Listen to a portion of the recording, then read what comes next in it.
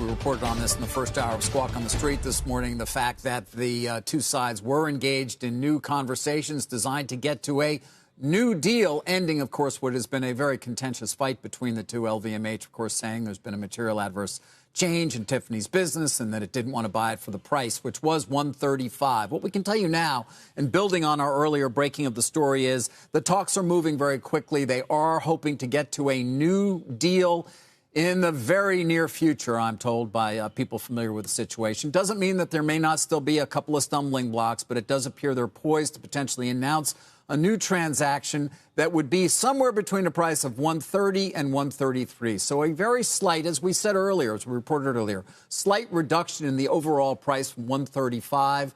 Of course, adding the certainty, avoiding a court fight that is scheduled to begin in Delaware with the new year on roughly January 6th. And allowing them to close the deal right around that time.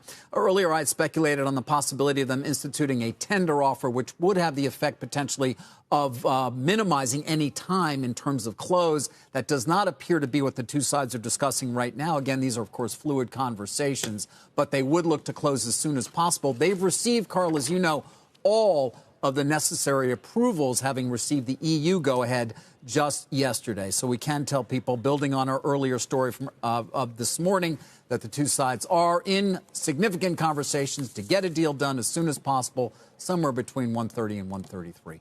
Back to you, John. Shepard Smith here. Thanks for watching CNBC on YouTube.